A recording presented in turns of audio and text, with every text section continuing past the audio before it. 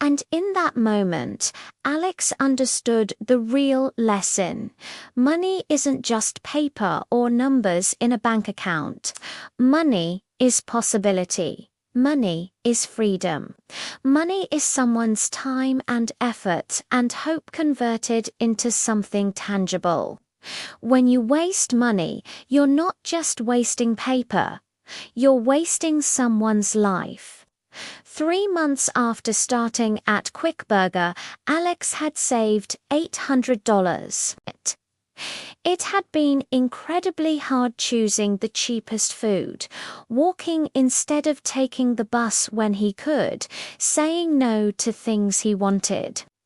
$800 felt like a fortune now because he knew exactly how much work it represented.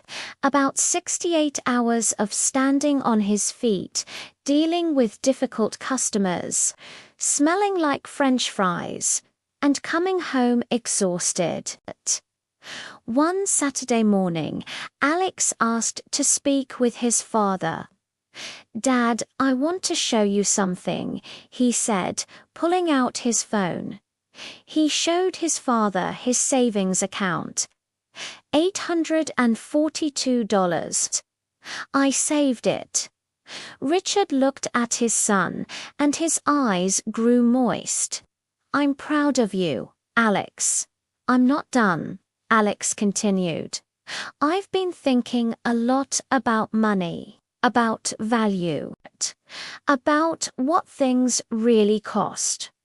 And I realized something. You tried to teach me, but I wasn't listening. I thought money was just ... there. I didn't understand that it represents your time, your effort, your life." He paused, gathering his thoughts. "Every time I wasted $100, I was wasting hours of your life. Time you could have spent with Mum. Time you could have spent doing things you love. Time you can never get back. And I threw it away like it meant nothing." Richard put his hand on his son's shoulder.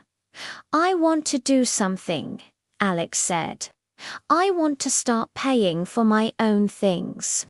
Not because you're making me, but because I need to. I need to understand the value of every dollar I spend. I need to earn my own way." "Son, you know we can afford to help you," Richard said gently. "I know, but I can't afford not to learn this lesson properly. If I go back to spending your money, I'll forget everything I've learned. I'll become that careless kid again, and I don't want to be him anymore." Over the next 6 months, Alex continued working at Quick Burger. He got promoted to shift supervisor, which came with a $2 raise. He started taking on more hours. He opened a savings account and watched it grow dollar by dollar. But more than the money, something else grew: his character. Alex learned discipline. He learned that you don't always get what you want when you want it. He learned to sacrifice short-term pleasure for long-term goals. He learned to appreciate small joys, a good meal after a long shift, the satisfaction of helping a coworker, the pride of earning your own way. He also learned empathy. Working alongside people who struggled every day changed how he saw the world. He started volunteering at a food bank on weekends. He tutored kids from low-income families who couldn't afford private tutors. He used his privilege to help others instead of just consuming. One day, a new kid started at Quick Burger. His name was Dylan, and Alex immediately recognized himself from a year ago, entitled lazy, complaining about everything. Teresa pulled Alex aside. Think you can mentor him? Alex smiled. I'll try. Teaching Dylan became Alex's project. He explained why they did things certain ways. He showed him that speed and efficiency mattered because it affected tips and customer satisfaction. He shared his own story of transformation. Dylan didn't change immediately, but slowly, Alex saw glimpses of awareness. Just like his parents had done for him, Alex was planting seeds. By Alex's 17th birthday, he had saved $4,000. He continued working at Quick Burger, but he'd also started doing something else, learning about money itself.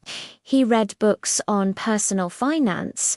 He listened to podcasts about investing. He learned about compound interest, index funds, retirement accounts, and building wealth. But more importantly, he learned about the philosophy of money.